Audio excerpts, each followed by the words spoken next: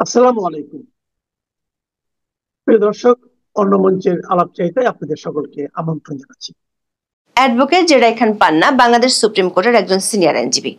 চলতি বছর আগস্ট মাসে জেরাই খান পান্নাকে আদালত বলেছিলেন ট্রেন স্টেশন ছেড়ে যাওয়ার পর আর ট্রেনে ওঠা যায় না, কিন্তু মাত্র 4 মাসের ব্যবধানে সেই একই আদালত বাংলাদেশের সাবেক প্রধানমন্ত্রী শেখ হাসিনার জন্য স্টেট ডিফেন্স আইনজীবী হিসেবে জেরাই খান পান্নাকে নিয়োগ দিয়ে তার হাতে স্বর্ণালী টিকিট ধরিয়ে দিল, যাতে আগের ট্রেন মিস করেও নতুন করে তিনি যাত্রা শুরু করতে পারেন। আবার কয়েকদিন আগে একই আদালতে শেখ হাসিনার মৃত্যুদণ্ডের রায় দেওয়া হয়েছে। আন্তর্জাতিক স্বনামধন্য মানবাধিকার সংস্থাগুলো ওই মামলার বিচারিক প্রক্রিয়া ও রায় নিয়ে কড়া সমালোচনা করেছে। এমনকি সরকার সমর্থকরাও ওই মামলায় আদালত নিযুক্ত স্টেট ডিফেন্সের কাজ ও তার যোগ্যতা নিয়ে প্রশ্ন তুলেছেন। তাহলে কি সেই সমালোচনা থেকে বাঁচতেই জেরাই খান পান্নাকে নিয়োগ দেওয়া হয়েছে? আবার যে দুটি মামলায় জেরাই খান পান্নাকে নিয়োগ দেওয়া হয়েছে সেটিতে সাবেক ও বর্তমান মিলিয়ে 25 সেনা কর্মকর্তা অভিযুক্ত। আদালত পাড়ার অনেকে মনে এই সন্দেহ দানা বাঁধছে জেরাই খান পান্নার মতো অভিজ্ঞ আইনজীবীর এই নিয়োগ অভিযুক্ত সেনা কর্মকর্তাদেরকে কৌশলগত সুবিধা দেওয়ার জন্য করা হয়েছে। তবে পান্নার নিয়োগের খবরে বাংলাদেশের বাঘা বাঘা মিডিয়াতে শিরোনাম হয়েছে শেখ হাসিনার আইনজীবী হলেন জেরাই খান পান্না। মিডিয়া যাকে শেখ হাসিনার আইনজীবী বলছে, আইনত তিনি কি আসলেই শেখ হাসিনার আইনজীবী? তার কি আদৌ শেখ হাসিনার আইনজীবী হওয়ার সুযোগ আছে? বিস্তারিত জানতে চলুন যাওয়া যাক বিশ্লেষণে।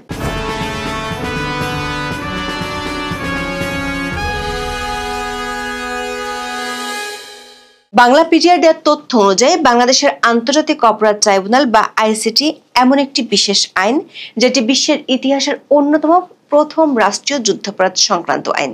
এই আইনটিতে 1971 সালে বাংলাদেশের স্বাধীনতা যুদ্ধের সময় সংঘটিত গণহত্যা, মানবতা বিরোধী অপরাধ এবং যুদ্ধাপরাধে অভিযুক্ত ব্যক্তিদের বিচার ও শাস্তি প্রদানের আইনি কাঠামো দেয়া আছে। তবে 1973 সালে প্রণীত এই আইনটিকে অধ্যাদেশের মাধ্যমে সংশোধন করে বর্তমান অন্তর্বর্তী সরকার জুলাই হত্যাকাণ্ড সহ বিগত সরকারের আমলে সংঘটিত বেশ কিছু অপরাধের বিচার করছে এই আদালতে। এই আদালতে যখন একজন আসামি পলাতক থাকেন তখন তার অনুপস্থিতিতে বিচার করার বিধান রয়েছে এই আইনে। আইনটির 10 ক ধারায় ট্রাইব্যুনালকে একটি ক্ষমতা দিয়েছে, সেটি হলো যদি আসামি আত্মগোপন করেন বা তাকে বিচার কার্যের জন্য উপস্থিত করা না যায় তাহলে ট্রাইব্যুনাল তার অনুপস্থিতিতে বিচার কার্য পরিচালনা করতে পারবে। আইনি দিক থেকে এই বিধানটি কার্যকর করার প্রধান উদ্দেশ্য হলো ন্যায় বিচারের প্রক্রিয়াকে আন্তর্জাতিক মানদণ্ডের সাথে সঙ্গতি রেখে চালু রাখা। অনুপস্থিতিতে বিচার চালু রাখার প্রধান পূর্ব শর্তই হলো আসামির পক্ষে আইনি প্রতিনিধিত্ব নিশ্চিত করা, যা আইনি প্রক্রিয়াকে আন্তর্জাতিকভাবে বৈধতা দেয়। দর্শক, এটি আদালতের নিরপেক্ষতা ও ফেয়ার ট্রায়াল মানদণ্ড নিশ্চিত করার একটি কৌশলগত পদক্ষেপ বলে মনে করেন আইনজীবীরা। পলাতক আসামির পক্ষে আইনজীবী নিয়োগের আইনি ভিত্তি হলো আন্তর্জাতিক অপরাধ ট্রাইব্যুনাল আইনের 12 নম্বর ধারা, যাকে বলা হয় প্রভিশন অব ডিফেন্স কাউন্সিল। এই ধারায় বলা হয়েছে, আসামি যদি আইনজীবী দ্বারা প্রতিনিধিত্ব না করেন তবে মামলাটির যে কোনো পর্যায়ে ট্রাইব্যুনাল সরকারের খরচে সেই আসামির জন্য স্টেট ডিফেন্স বা আইনজীবী নিয়োগের নির্দেশ দিতে পারেন। এই ক্ষমতাটি আদালতের বিবেচনামূলক ক্ষমতা বা ট্রাইব্যুনাল মে। জেরাই খান পান্নাকে নিয়োগ দেওয়ার ক্ষেত্রে আদালত সেই বিবেচনামূলক ক্ষমতা প্রয়োগ করেছে, তাই আইনগত দিক থেকে এই নিয়োগটি সম্পূর্ণ বৈধ। আইনজীবী পান্না তার আবেদনে উল্লেখ করেছেন, সাবেক প্রধানমন্ত্রী শেখ হাসিনা পলাতক এবং এ নিয়ে সংবাদ মাধ্যমে প্রচার হয়েছে শেখ হাসিনার সাথে অ্যাডভোকেট পান্নার কোনো যোগাযোগ হয়নি। তাই এই প্রশ্ন ওঠা স্বাভাবিক, মক্কেলের সাথে যোগাযোগ না করে কি কেউ তার পক্ষে লড়ার আবেদন করতে পারেন? আইনি যুক্তি হলো হ্যাঁ পারেন, বিশেষত স্টেট ডিফেন্স হিসেবে পারেন। অ্যাডভোকেট পান্না এখানে শেখ হাসিনার ব্যক্তিগত আইনজীবী নন, মানে শেখ হাসিনা তার মক্কেল নয়, বরং অ্যাডভোকেট পান্না হলেন রাষ্ট্র নিযুক্ত আইনজীবী। তার দায়িত্ব শেখ হাসিনা বা আসামির ব্যক্তিগত স্বার্থ রক্ষা নয়, বরং আদালতের সামনে প্রসিকিউশনের আনার স্বাক্ষর প্রমাণকে আইনি প্রক্রিয়ার মাধ্যমে চ্যালেঞ্জ করা। এটি মক্কেলকে ছাড়া মক্কেলের পক্ষে লড়াই করার এক আইনি বাধ্যবাধকতা। দর্শক, আইনের এই বিধান অনুযায়ী অ্যাডভোকেট জেরাই খান পান্নাকে কখনোই শেখ হাসিনার আইনজীবী বলা যাবে না। অথচ বাংলাদেশের অনেক প্রভাবশালী গণমাধ্যম অবলীলায় শিরোনাম করেছে শেখ হাসিনার আইনজীবী হলেন জেরাই খান পান্না। ডেইলি স্টার এই শিরোনামটি পড়লে আপনার মনে হতে পারে শেখ হাসিনা বা তার পক্ষ থেকে জেরাই খান পান্নাকে আইনজীবী হিসেবে নিয়োগ দেওয়া হয়েছে, কিন্তু আইনগত দিক থেকে তাকে শেখ হাসিনার আইনজীবী বলার সুযোগ নেই। তিনি স্টেট ডিফেন্স কাউন্সিল, যার খরচ দেবে সরকার। দর্শক, শেখ হাসিনার পক্ষে স্টেট ডিফেন্স কাউন্সিল নিয়োগে এর আগে বেশ কয়েক তুগলকি কাণ্ড ঘটেছিল। যে আদালত জনাব পান্নাকে শেখ হাসিনার পক্ষে স্টেট ডিফেন্স কাউন্সিল নিয়োগ দিল, সেই আদালতই জুলাই আন্দোলনের সময় মানবতা বিরোধী অপরাধের মামলার 3টি অভিযোগে শেখ হাসিনাকে দোষী সাব্যস্ত করে গত 17 নভেম্বর একটি মামলার রায় ঘোষণা করে। এতে সাবেক প্রধানমন্ত্রীকে দেওয়া হয় মৃত্যুদণ্ড। ওই মামলায় শেখ হাসিনার পক্ষে রাষ্ট্রনিযুক্ত আইনজীবী হিসেবে প্রথমে অ্যাডভোকেট আমিনুল গনি টিটু নামের একজনকে নিয়োগ দেওয়া হয়। এরপর জানা যায় প্রায় 1 যুগ ধরে শেখ হাসিনার বিরুদ্ধে টিটু ছিল সোচ্চার অবস্থানে। 2024 সালের অগস্টে তিনি শেখ হাসিনার ফাঁসি চেয়ে ফেসবুকে পোস্ট দেন, অথচ সেই আইনজীবীকে সাবেক প্রধানমন্ত্রীর পক্ষে লড়তে বাছাই করে রাষ্ট্র। বিষয়টি নিয়ে তখন হাস্যরস তৈরি হলে 25 জুন তাকে সরিয়ে দেয় ট্রাইব্যুনাল। এরপর নিয়োগ পাওয়া নতুন আইনজীবী আমির হোসেনকে নিয়েও বিতর্কের শেষ নেই। এ ধরনের গুরুত্বপূর্ণ মামলা লড়ার অভিজ্ঞতা নিয়েও উঠেছে প্রশ্ন। সাংবাদিক ডেভিড বার্গম্যানও অভিযোগ করে বলেন, আমির হোসেন রাষ্ট্রপক্ষের সঙ্গে সহযোগিতাপূর্ণ সম্পর্ক বজায় রেখে বিবাদী পক্ষে লড়ছেন। আমির হোসেন একই সঙ্গে সাবেক প্রধানমন্ত্রী এবং সাবেক স্বরাষ্ট্রমন্ত্রীর আইনজীবী হওয়ায় বড় ধরনের স্বার্থের সংঘাত তৈরি করেছে বলেও দাবি করেন বার্গম্যান। সবশেষ মামলার রায় ঘোষণার পর আমির হোসেন হাসি মুখে যেভাবে প্রতিক্রিয়া দেন তা নিয়ে শুরু হয় ব্যাপক ব্যঙ্গ বিদ্রুপ। দর্শক, ওই মামলায় শেখ হাসিনার পক্ষে লড়তে 12 আগস্ট আবেদন করেছিলেন সুপ্রিম কোর্টের জ্যেষ্ঠ আইনজীবী জেরাই খান পান্না। তবে সময় পার হয়ে যাওয়ার কথা বলে সে আবেদন নাকচ করে আদালত। ট্রাইব্যুনালের বিচারক বলেন, পলাতক আসামিদের পক্ষে রাষ্ট্র তো আইনজীবী নিয়োগ দিয়ে দিয়েছে, এখন তো আর সুযোগ নেই। ট্রেন স্টেশন ছেড়ে চলে গেলে আর কি ওঠার সুযোগ থাকে? বিচারক সে সময় বলেছিলেন জেরাই খান পান্না সিভি জমা দিতে পারেন এবং সুযোগ থাকলে পরে তা বিবেচনা করা হবে। দর্শক, ট্রাইব্যুনাল আগস্টে পান্নাকে ঢুকতে না দিয়ে নভেম্বরে তাকে স্বাগত জানালো। যদিও আইনগত দিক থেকে বিচার করলে কোন মামলায় কাকে স্টেট ডিফেন্স কাউন্সিল নিয়োগ দিবে তার সম্পূর্ণরূপে আদালতের এখতিয়ার, কিন্তু আইসিটিতে যে মামলাগুলো চলছে সেগুলো অত্যন্ত সংবেদনশীল এবং এরই মধ্যে রায় হয় একটি মামলার বিচার প্রক্রিয়া নিয়ে আন্তর্জাতিক বহু মহল থেকে প্রশ্ন উঠেছে। সমালোচনাগুলো আন্তর্জাতিক মহলে আইসিটির ফেয়ার ট্রায়াল প্রক্রিয়া নিয়ে গুরুতর প্রশ্ন তৈরি করে। ট্রাইব্যুনাল যদিও এই সমালোচনাগুলো নিয়ে প্রকাশ্যে কোনো মন্তব্য করেনি, তবে জনাব পান্নার নিয়োগ দেয়াকে এই আন্তর্জাতিক চাপ কমানো এবং দ্বৈত প্রতিনিধিত্বের সমস্যা নিরসনের একটি সরাসরি প্রতিক্রিয়া হিসেবে অনেক আইনজীবী দেখছেন। সে কারণে জেরাই খান পান্নার এই নিয়োগ নিয়েও কিছু প্রশ্ন দেখা অমূলক নয়। আইনশাস্ত্রকে বলা হয় জুডিশিয়াল ফ্লিপ-ফ্লপ। আবার যেভাবে জেরাই খান পান্নাকে শেখ হাসিনার আইনজীবী হিসেবে প্রতিষ্ঠা করার চেষ্টা করা হচ্ছে, সেটিও পরবর্তীতে সমালোচনার জন্ম দেবে। যদিও জনাব পান্না দাবি করেছেন বঙ্গবন্ধু কন্যা শেখ হাসিনার বিরুদ্ধে করা মামলা পরিচালনার জন্য আরো প্রপার ডিফেন্স দরকার, কিন্তু আইসিটিতে আইনি লড়াই চালাতে শেখ হাসিনার সম্মতি আছে কি না তা নিয়ে রয়েছে ধোঁয়াশা। সাবেক প্রধানমন্ত্রীর সঙ্গে কোনো যোগাযোগ হয়েছে কিনা সেই প্রশ্ন অ্যাডভোকেট পান্নাও এড়িয়ে গেছেন। দাবি করেছেন আইন অনুসারে পলাতক অভিযুক্তের পক্ষে আইনি লড়াই চালাতে বিবাদী সম্মতির কোনো প্রয়োজন নেই। আবার শুরু থেকে বর্তমান আইসিটির বৈধতা নিয়ে শেখ হাসিনা এবং আওয়ামী লীগ যেখানে প্রশ্ন তুলেছে, সেখানে আইনি লড়াই বিশেষ কি সুবিধা দেবে? আবার সাম্প্রতিক সময় মঞ্চ ৭১ একটি অনুষ্ঠানকে ঘিরে অ্যাডভোকেট জেরাই খান পান্নার ভূমিকা নিয়ে প্রশ্ন ওঠায় আলোচনাটা আরো বেড়েছে। কয়েক মাস আগে মুক্তিযুদ্ধ ও মুক্তিযোদ্ধাদের অবমাননার প্রতিবাদে ঢাকা রিপোর্টার্স ইউনিটিতে একটি কর্মসূচির আয়োজন করেছিল মঞ্চ ৭১ নামে একটি সংগঠন, যার আহ্বায়ক হলেন জেরাই খান পান্না। সে অনুষ্ঠানে একদল মব সন্ত্রাসী অনুষ্ঠানের অতিথিদের উপর হামলা চালিয়েছিল। পুলিশ হামলাকারীদের গ্রেপ্তার না করে উল্টো অনুষ্ঠানের অতিথিদের মধ্য থেকে রাজনীতিবিদ, সাংবাদিক ও শিক্ষক সহ অনেককে গ্রেপ্তার করে। তখন প্রশ্ন উঠেছিল, অনুষ্ঠানের ডাক দিয়ে জেরাই খান পান্না কেন সেই অনুষ্ঠানে তখন যাননি? ওই মামলায় সাংবাদিক মঞ্জুর আলম পান্না ও সাবেক মন্ত্রী লতিফ সিদ্দিকী এর মধ্যে জামিনে মুক্তি পেলেও আরো অনেকে এখনো কারাগারে আছেন। লতিফ সিদ্দিকের পক্ষে তখন লড়েছিলেন জেরাই খান পান্না, তবে কারাগারে থাকা অন্যদের পক্ষে কোনো কথা বলতে দেখা যায়নি জনাব পান্নাকে। দর্শক, আরো একটি কারণে আদালত পাড়ায় জেরাই খান পান্নার এই নিয়োগটি নিয়ে আলোচনা হচ্ছে।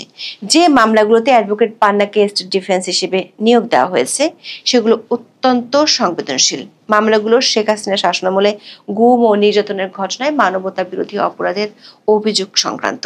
সবচেয়ে গুরুত্বপূর্ণ বিষয় হলো এই মামলায় শেখ হাসিনা সহ উচ্চ পদস্থ সেনাবাহিনীর কর্মকর্তারাও আসামি।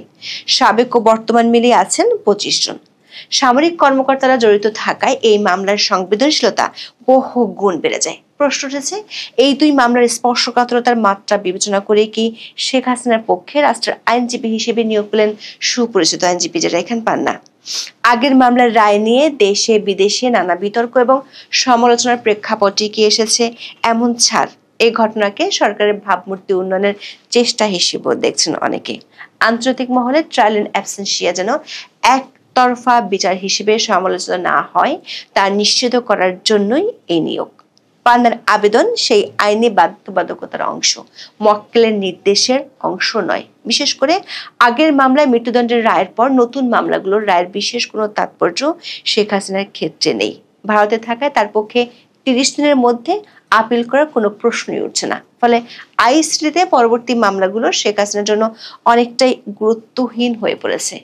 এমন অবস্থায় তিনি যদি বাকি সব মামলাতে খালাসও পান তাহলেও এর কোনো আইনি গুরুত্ব নেই। তবে কেউ কেউ আইনজীবী পান্না নিয়োগের বিশেষ ধরনের তাৎপর্য দেখছেন। বিশেষ করে আগের মামলার শুনানিতে যেসব বিতর্ক উঠেছে তা এবার ততটা আনচ্যালেঞ্জ থাকার সুযোগ নেই।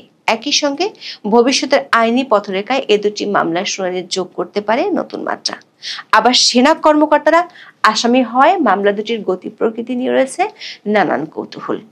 বর্ষিয়ান আইনজীবী জেরাই খান পান্না সাহেব হতে চেয়েছিলেন শেখ হাসিনার আইনজীবী। সেজন্য তিনি যোগাযোগ করতে চেয়েছিলেন শেখ হাসিনার সঙ্গে। কিন্তু শেখ হাসিনা এই অবৈধ আদালতে অবৈধ আইন দিয়ে সাজা দেওয়ার অবৈধ প্রক্রিয়ার কোনো অংশ হবেন না বলেই কাউকে আইনজীবী নিয়োগ করার সাড়া দেননি। জেরাই খান পান্না তাই হয়ে গেলেন সরকার নিয়োজিত শেখ হাসিনার আইনজীবী। তিনিও কি এই 17ই নভেম্বরের যে সরকার নিয়োজিত আইনজীবী শেখ হাসিনাকে ফাঁসির রায় শোনানোয় খুব উল্লসিত হলেন, তার মতোই পরের মামলাতেও শেখ হাসিনা সহ বাকি আসামিদের সর্বোচ্চ শাস্তি শোনানোর পর এরকম হাসি মুখে সাংবাদিকদের মুখোমুখি হবেন? চলুন সেটাই আমরা বিশ্লেষণ করার চেষ্টা করি।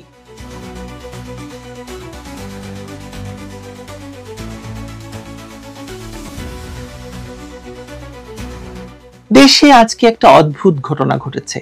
আন্তর্জাতিক অপরাধ ট্রাইব্যুনালে শেখ হাসিনার বিরুদ্ধে যে মামলাগুলো চলছে তার একটিতে রায় ঘোষণা হয়েছে। 2 অভিযোগের একটি যাবজ্জীবন আর একটিতে মৃত্যুদণ্ড।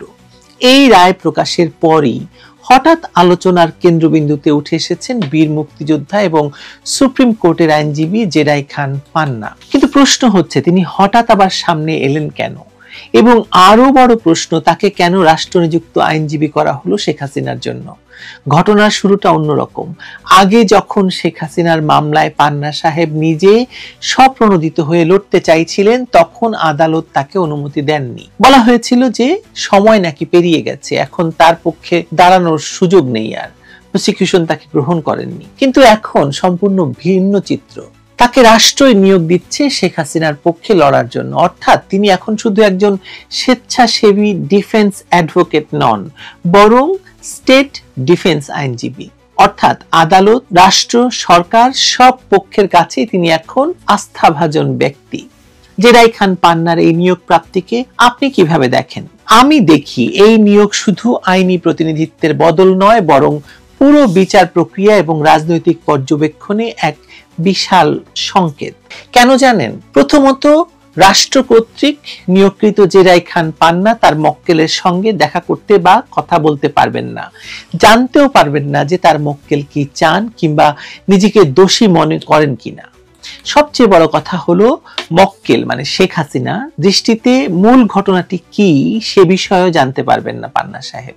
তিনি শুধু সরকারের আনা অভিযোগগুলোর বিরুদ্ধে তার যুক্তি তুলে ধরবেন, যা তার মক্কেলের যুক্তি নাও হতে পারে। তাহলে তো প্রশ্নটা তোলাই যায় যে কেন তাহলে পান্না সাহেব রাজি হলেন রাষ্ট্র কর্তৃক শেখ হাসিনার আইনজীবী হিসেবে নিয়োজিত হতে। কারণ খুব সম্ভবত গতবারের যে রাষ্ট্র নিযুক্ত আইনজীবী যাকে নিয়োগ দেওয়ার ফলে সেই আমির হোসেন, যার আচরণ ট্রাইব্যুনালকে বিব্রত করেছে, কারণ তিনি হাসতে হাসতে বলেছেন যে রায় তো ঠিকই আছে, এবং শুধু তাই নয়, তিনি আদালতে গিয়ে বলেছেন যে আপনারা আমাকে নিয়োগ দিয়েছেন, আমি কি আর বাইরে গিয়ে বলতে পারি যে শেখ হাসিনার ফাঁসি চায় সরকার? ফাঁসির রায় ঘোষণার পর তার হাসি মুখ, হালকা চটুল মন্তব্য, ট্রাইব্যুনালের হো হো করে হাসাহাসি, এসব বিচার প্রক্রিয়ার উপর তো প্রশ্ন তুলেছেও। সোশ্যাল মিডিয়ায় তার হাসিকে বিচার ব্যবস্থার অপমান হিসেবে দেখা হচ্ছে। এবার সেই বিতর্ক এড়াতে, বিচারকে নিরপেক্ষ দেখাতে, সো কল্ড নিরপেক্ষ দেখাতে আদালত বেছে নিয়েছে এমন একজন পরিচিত আইনজীবীকে যাকে অনেকেই আওয়ামীপন্থী মুক্তিযোদ্ধা বলে মনে করেন। তিনি সরাসরি বলেনও তিনি বঙ্গবন্ধুর ডাকে সাড়া দিয়ে মুক্তিযুদ্ধে গেছিলেন, তাতে কোনো সন্দেহ নেই। তাকে নিয়োগ করার আরেকটি কারণ হতে পারে যেন ভবিষ্যতে কেউ বলতে না পারে যে এমন শেখ হাসিনার পক্ষে কোনো আইনজীবী দেওয়া হয়নি, কিংবা দেখুন আওয়ামী লীগের ঘনিষ্ঠ একজনকে শেখ হাসিনার পক্ষে নিয়োগ দেওয়া হয়েছিল এবং তিনি শেখ হাসিনার পক্ষে যথার্থই লড়েছেন। কিন্তু মজার বিষয় হলো এই সিদ্ধান্তে ক্ষুব্ধ হয়েছে অনেকেই, বিশেষ করে আওয়ামী লীগের কর্মী সমর্থকরা। তাদের অভিযোগ জেরাই খান পান্নার সঙ্গে সরকারের এক ধরনের সমঝোতা হয়েছে। মঞ্চ ৭১-এর অনুষ্ঠানে অন্যরা গ্রেপ্তার হলেও তাকে গ্রেপ্তার করা হয়নি। তিনি কাছেই আদালতে বসে একটি লাইভ অনুষ্ঠান করছিলেন, তার বিরুদ্ধে মামলা পর্যন্ত দেওয়া হয়নি। এই নমনীয় আচরণটা নাকি আজকের নিয়োগেরই ইঙ্গিত। কেউ কেউ আবার বলছেন এটা রাজনৈতিক বোঝাপড়ার অংশ। রাষ্ট্র উপকৃত হলো কারণ পান্না সাহেবকে সামনে রেখে বিচার প্রক্রিয়াকে সো কল্ড স্বচ্ছ বলে দেখানো যাবে। কিন্তু নিরপেক্ষভাবে প্রশ্ন করলে কোন শক্ত যুক্তিতে এই সমালোচনাকে একেবারে উড়িয়ে দিতে পারবেন না আপনি। এবং শেখ হাসিনা বাকি মামলাগুলো থেকে খালাস পেলেও কি ধরুন কিছু বদলাবে? ধরুন পান্না সাহেব যদি খুব খেটে শেখ হাসিনাকে এই মামলা থেকে মুক্ত করেন, ইতিমধ্যে তো তার বিরুদ্ধে সর্বোচ্চ মৃত্যুদণ্ডের রায় ঘোষিত হয়ে গেছে, বাকি মামলায় রাজনৈতিক বা অনৈতিক ভাবে তার জন্য কিছু অর্জন এনে দেবে মনে করেন, আইনি বাস্তবতা তাতে বদলাবে? এই নিয়োগ কি সত্যি তাহলে বিধিবদ্ধ, স্বাধীন এবং ন্যায়সঙ্গত আইন সেবা নিশ্চিত করবে? একটু আগে যেটা বললাম যে শেখ হাসিনার সঙ্গে তিনি দেখা করতে পারবেন না, কথা বলতে পারবেন না, কিছু জানতে পারবেন না, তাহলে এটা তো এক ধরনের বাজেটেড প্যাকেজিং হয়ে গেল, তাই না? যেখানে আইনজীবীর অংশগ্রহণ আছে কিন্তু তার মক্কেলের সঙ্গে আইনগত যোগাযোগ এবং প্রতিরক্ষা মুক্ততা নেই। যদি আইন অনুসারে আসা যায় যে একজন আসামি এবং অভিযুক্তের আইনগত প্রতিনিধিত্ব মানে তিনি মক্কেলের সঙ্গে যোগাযোগ করবেন, বুদ্ধিগত পরামর্শ দেবেন, সুরক্ষা দেবেন, তাহলে দেখা যাবে না বা জানানো যাবে না এই ধরনের নিষিদ্ধতা আসলে আইনগত প্রতিরক্ষা হারের নির্দেশ হয়ে উঠতে পারে। প্রশ্ন করা যায় যে এই নিয়োগ কি বাস্তবে প্রতিরক্ষা আইনজীবীর স্বাধীনতা নিশ্চিত করছে, নাকি সরকার বা ট্রাইব্যুনাল নিয়ন্ত্রিত ফ্রেমওয়ার্কের মধ্যে একরকম নিয়ন্ত্রণ রূপে প্রয়োগ হচ্ছে? আপনাদের নিশ্চয় মনে থাকার কথা যে আওয়ামী লীগ নেতাকর্মীদের যখন আটক করে আদালতে আনা হচ্ছিল তখন তাদেরকে সরকার এবং সরকারের সঙ্গী বিএনপি জামায়াতের আইনজীবীরা নানাভাবে হেনস্থা করছিল, ডিম মারছিল, অনেককে তো মারধরও করা হয়েছে। দীপুমনির কথা স্মরণ করতে পারি, যাকে একজন নারী পররাষ্ট্রমন্ত্রী ছিলেন, শিক্ষামন্ত্রী ছিলেন যিনি, তাকে এভাবে হেনস্থা করা হয়েছে। এবং আমি সেটা বলতে চাই না, যাই হোক, প্রথম দিকে কোনো আইনজীবী পর্যন্ত আওয়ামী লীগ নেতাদেরকে নিয়োগ করতে দেওয়া হয়নি। পরবর্তীতে দেওয়া হলেও আসামি পক্ষের আইনজীবীদের আদালত কক্ষে নানাভাবে হেনস্থার গল্প আমরা জানি। বিশেষ করে সরকার পক্ষের আইনজীবীরা এই আসামি পক্ষের আইনজীবীদেরকে নানাভাবে হেনস্থা করেছে, বলেছে মামলার ভয় দেখিয়েছে। এখন শেখ হাসিনার পক্ষে দাঁড়িয়ে অ্যাডভোকেট পান্না সাহেব আদালতে কোনো হেনস্থার শিকার হবেন না, রাষ্ট্র কি সেই নিশ্চয়তা দিয়েছে? দেয়নি। আরো বড় কথা হলো, যেখানে ভরা আদালতে দাঁড়িয়ে আসামি জেনারেল জিয়ার আইনজীবীকে যখন প্রধান প্রসিকিউটর তাজুল ইসলাম জেলের ভয় দেখান, তখন শেখ হাসিনার আইনজীবী হিসেবে পান্না সাহেবকে যে তাজুল ইসলাম আগে ভাগেই সতর্ক করে দিলেন না এই অ্যাডভোকেট নাজনীনকে জেলের ভয় দেখানোর মাধ্যমে, আপনার কি সেটা মনে হয় না? আমার তো মনে হয় সেটাই করেছেন তাজুল ইসলাম, যে আগেই পান্না সাহেবকে বলে দিলেন সাবধান হয়ে যান, আমি নাজনীনকে দিয়ে বললাম যে নাজনীনকে জেলে ঢোকানো হবে, আপনিও বাদ যাবেন না। আমার কিন্তু মনে হয় সেটা চিফ প্রসিকিউটর ডিফেন্স কাউন্সিলকে সরাসরি হুমকি দিচ্ছেন। এই ধরনের ঘটনা বিচার ব্যবস্থার স্বচ্ছতা এবং প্রতিরক্ষার স্বাধীনতার ধারণাকে ধ্বংস করে দিয়েছে। এখানে জেডাই খান পান্না খুব বেশি কিছু করতে পারবেন বলে আমি মনে করি না। অন্যদিকে যদি পান্না সাহেব সত্যিকার অর্থে স্বাধীনভাবে লড়াই করার সিদ্ধান্ত নেন এবং আদৌ মক্কেলের সঙ্গে যোগাযোগ রাখতে সক্ষম হন, তাহলে এটি হতে পারে একটি জোরালো প্রতিরক্ষা পথ। কিন্তু তাহলে তিনি কেন আগে নিজে আবেদন করেছেন, অনুমতি পাননি, এখন অকস্মাৎ সরকারের নিয়োগে এসেছেন? এই পুরনো সিদ্ধান্ত এবং নতুন নিয়োগের ব্যাকগ্রাউন্ড বিস্তর প্রশ্নের জন্ম দেয়। আসলে কেউ কেউ আরো বলছেন যে এটা রাজনৈতিক বোঝাপড়ার অংশ, রাষ্ট্র উপকৃত, কারণ পান্না সাহেবকে সামনে রেখে বিচার প্রক্রিয়াকে স্বচ্ছ দেখানো যাবে, যেটা আমি আগে বলেছি। তার মানে জেডাই খান পান্নার এই নিয়োগ শুধু এক আইনজীবী বদলের ঘটনাই, এর বাইরে কিছু নয়। এটা একটা বৃহত্তর রাজনৈতিক এবং বিচারিক চিত্রের অংশ, যেখানে সরকার, ট্রাইব্যুনাল, আইনজীবী সবার একটি ভূমিকা নির্ধারণ করা আছে। চাবি দিয়ে দেওয়া হবে কলের পুতুলের মতো, সবাই যে যার ভূমিকায় শুধু অভিনয় করে যাবেন আদালতে। রায় তো লেখাই আছে, বিচারকরা সেটা শুধু পাঠ করবেন, মানে শোনাবেন সবাইকে। এর আগেও যেমন বলেছিলাম যে যখন শেখ হাসিনার বিরুদ্ধে মামলা দায়ের করা হয়, যে চারবার করে এই ট্রাইব্যুনালের আইন সংশোধন করা হয়, তখন বলেছিলাম যে শেখ হাসিনার জন্য ফাঁসির রায় লেখা আছে, বিচারকরা নির্ধারিত দিনে সেটা পড়ে শোনাবেন মাত্র। জেডাই খান পান্না নিঃসন্দেহে বাংলাদেশের এই ভয়ঙ্কর বিভাজনকালে মুক্তিযুদ্ধপন্থী একজন আইনজীবী, এবং রাষ্ট্র যদি সঠিকভাবে ফাংশন করত এবং আদালতকে যদি ইউনূস তার শোবার ঘর না বানিয়ে ফেলতেন, তাহলে পান্না সাহেব হয়তো যুক্তির তুফান ছুটিয়ে শেখ হাসিনাকে মুক্ত করতে পারতেন। কিন্তু একটু আগে যা বললাম, সবই তো এখানে সাজানো এবং সকলের জন্যই তার ভূমিকা নির্ধারিত। প্রশ্ন হলো, পান্না সাহেব কি সেই সাজানো ভূমিকায় গিয়েও সত্যিকার অর্থে মক্কেলের জন্য স্বাধীন এবং শক্তিশালী প্রতিরক্ষা গঠন করতে পারবেন বা করবেন? তিনি পারবেন এই প্রশ্নটি উচ্চারণ করতে যে এই আদালত বৈধ নয় কারণ এই সরকার বৈধ নয়? আপনাদের বৈধতার প্রমাণ দেখান। কোন কোন বিচারপতি 106 ধারার নথিতে সই করেছে বলেন? কে নিয়ে এসেছে সেই নথি? বিচারকদের বন্দুক মাথায় ঠেকিয়ে অপসারণে বা পদত্যাগে বাধ্য করা হয়েছে। কেন করা হয়েছে? আদালত নাকি স্বাধীন? সে ব্যাপারে প্রশ্ন করতে পারবেন? কোথায় বসে বিচারকরা সই করেছিলেন সেই 106 ধারার নথি? শেখ হাসিনার পদত্যাগ পত্রটি কোথায়? যদি পদত্যাগ পত্র থাকে, তাহলে স্পিকারের কাছে ক্ষমতা গেল না কেন? যে আদালতের এখতিয়ার শুধু 1971 সালে সংগঠিত অপরাধের বিচার করার, সেই আদালতকে কি অবৈধ অর্ডিন্যান্স জারি করে শেখ হাসিনার বিচার করার এখতিয়ার রাখে কিনা সেই আদালত? সংসদ বসলেই তো এসব অর্ডিন্যান্স বাতিল হয়ে যাবে, তখন এসব শাস্তির কি হবে? এসব প্রশ্ন তোলার অর্থ হচ্ছে জেডাই খান পান্নাকে যে আদালতে শেখ হাসিনার পক্ষে সরকার উকিল নিয়োগ দিল, সেই আদালতে যদি অবৈধ হয়, সেই আইনটি যদি অবৈধ হয়, তাহলে জেডাই খান পান্নার নিয়োগটাও আসলে অবৈধ হয়ে যাবে। নিজেকে অবৈধ বলতে পারবেন এই বর্ষিয়ান আইনজীবী? সে ধার কি এখনো তিনি বহন করেন? দেখি কি করেন তিনি। সময় বলে দেবে জেডাই খান পান্নার এই নিয়োগ প্রক্রিয়ার পেছনে কি ছিল। ভালো থাকবেন সবাই, দেখা হবে আবার।